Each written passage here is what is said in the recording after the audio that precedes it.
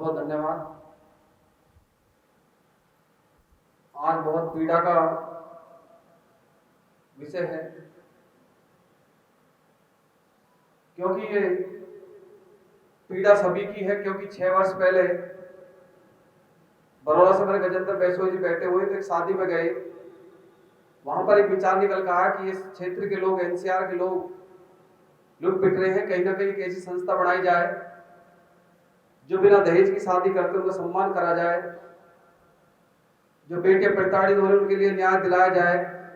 इस प्रकार का विचार निकल कर आया।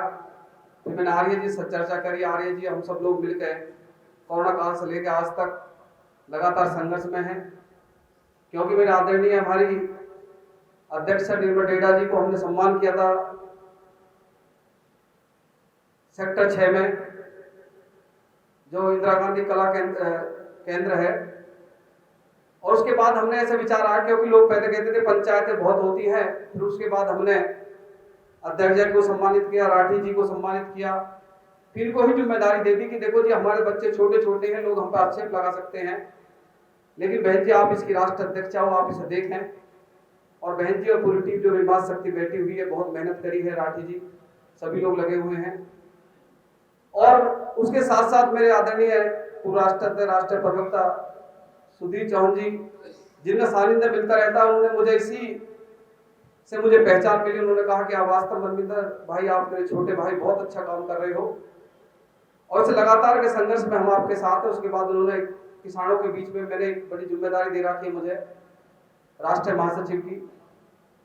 तो मैं समय थोड़ा कम दे पाता हूँ, बहन जी भी लड़ती रहती है, वे आप समय नहीं दे पा रहे, लेकिन फिर भी मैं प्रयास करता हूँ। क्योंकि मैं हमारे राष्ट्रीय प्रवक्ता सुनील भाई बैठे हुए हैं, सुधीर चौहान जी बैठे हुए, उन्होंने मुझे जब 21 तारीख की घटना हुई थी तो मैं मध्य प्रदेश था, संगठन के कार्यक्रम में मैं भेजा हुआ था। हमारे पूरी प्रतिनिधिमंडल में चिंटू यादव जी बैठे हुए, सभी पूरी टीम थी वहां पर।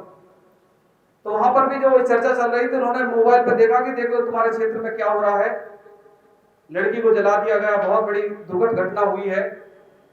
तो उन्होंने देखा, देख कर उसके बाद में हमने कहा कि आपके यहाँ पर, हमारे राजस्थान में भी गए, हम मध्य प्रदेश में गए, यहाँ पर कोई दहेज का लेना देना नहीं है। आज तक कोई घटना ऐसी नहीं होती है कि किसी को बेटी ने क्या मारा हो या आत्महत्या करी हो। ये केवल एनसीआर में, यह सब 36 बिरादरियों में है हमारे इस क्षेत्र में। केवल इसको दूर कर ले। मैं आपसे हाथ जोड़कर इसे कह रहा हूँ, आपकी सरदारी बैठी हुई है, संतराम प्रधान जी बैठे हुए, मेरे बाबू राधाचरण भाटी, पूरी समाज बैठा हुआ है। बस यही आपसे आग्रह, इसे बंद कर दो।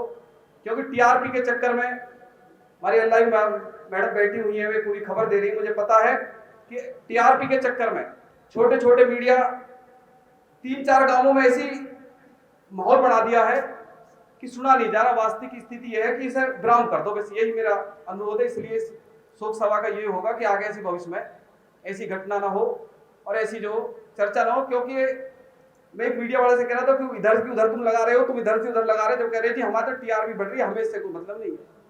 तो ऐसे भी मीडिया वाले हैं कि टीआरपी बढ़ाने के चक्कर में हमको छानने का काम कर रहे हैं। उस बेटे, उस पिता का दर्द नहीं समझ रहे, उस भाई का दर्द नहीं समझ रहे, उन परिवारों का दर्द नहीं समझ रहे, उस छोटे बच्चे का दर्द नहीं समझ रहे, केवल उन्हें तो इधर से उधर लगाना है। तो इसलिए मैं मीडिया वाले से महाराज सागर वाले जी इस पर विचार करें, पूरी टीम विचार करे कि आगे से कोई ये 3-4 गांव जो पिस रहे हैं इसमें ना पिसे।